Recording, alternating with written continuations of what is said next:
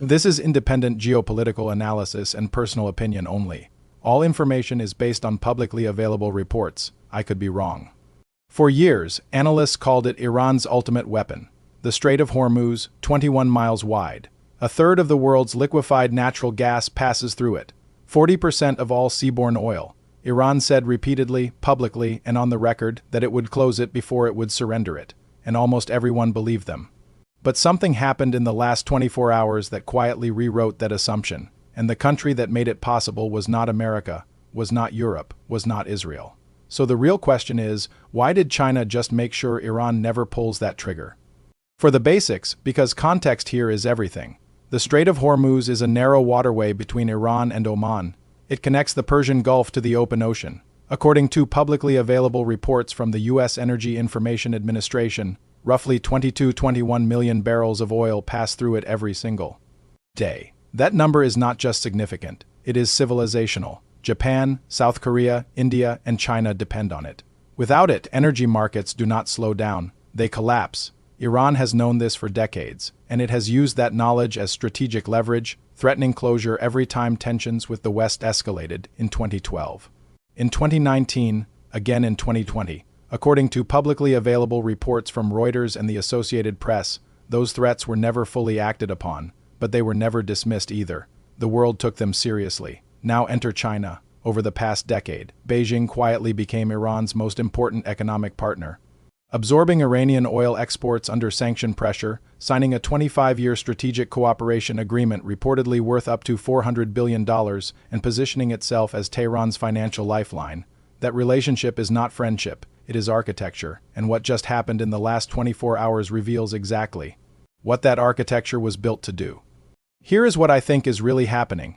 In the past 24 hours, Iran, amid one of the most acute pressure cycles it has faced in years, with U.S. naval assets repositioned, diplomatic back channels stretched thin, and domestic economic pressure mounting, did not move to threaten Hormuz, not even rhetorically. That silence is not weakness, and it is not coincidence. According to publicly available reports from Bloomberg and the Financial Times, Chinese diplomatic engagement with Tehran has intensified significantly in recent months.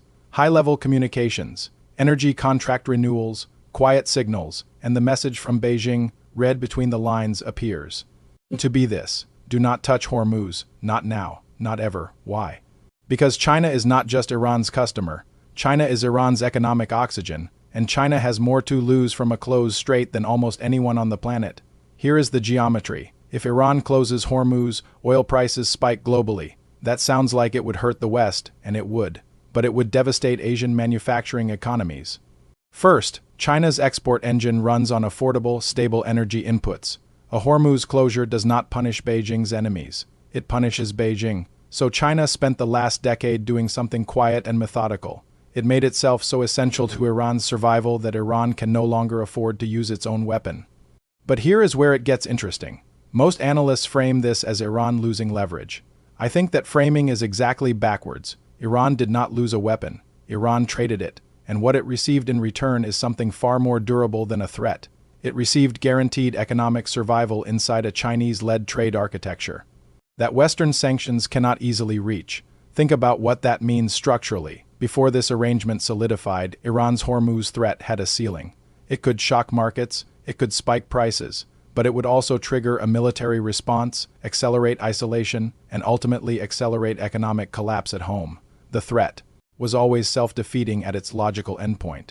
What China offered instead was continuity, quiet, unglamorous, but real.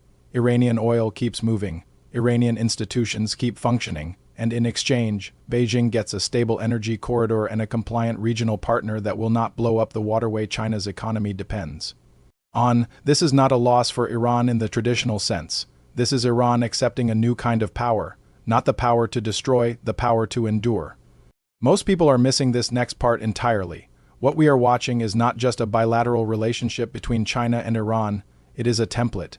Beijing has been running a version of this playbook across multiple regions simultaneously, in the Gulf, in Central Asia, in parts of Africa. The pattern is consistent: identify a country with a destabilizing capability, become indispensable to that country's economy, and then allow economic dependency to do what military deterrence never could: produce restraint without confrontation.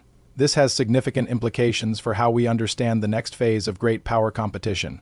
The United States has spent decades trying to contain Iran through pressure, sanctions, and military positioning. China spent the same decade making containment unnecessary by making Iranian aggression economically irrational. One approach required constant escalation to remain credible.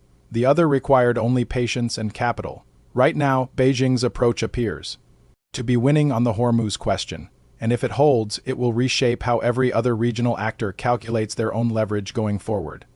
If this analysis is correct, here are 2 or 3 things to watch closely in the next 30 to 60 days. First, watch Iranian rhetoric around Hormuz specifically. If the silence continues even as pressure mounts, it confirms that the Chinese constraint is holding. If Iran breaks and returns to closure threats, it signals the relationship is under more internal stress than Beijing is publicly acknowledging. Second, watch Chinese energy import volumes from Iran. Any significant increase would suggest Beijing is actively rewarding Tehran's restraint, reinforcing the incentive structure. Third, watch for indirect signals from Gulf states, particularly Saudi Arabia and the UAE. If they begin deepening economic coordination with China simultaneously, it means Beijing is not just managing Iran, it is reorganizing the entire Gulf security calculus around economic interdependence rather than military alliance. These are not dramatic signals. They will not dominate headlines, but they will tell us whether what happened in the last 24 hours was a moment or a turning point. This is independent analysis only, not news. I could be wrong, and I genuinely encourage you to think critically about everything presented here. If you want geopolitical breakdowns that go beyond the headlines and look at the structural forces most coverage ignores, subscribe. And what is your take on this? Do you think China's leverage over Iran is as durable as this analysis suggests, or is it more fragile than it appears? Drop your reading in the comments.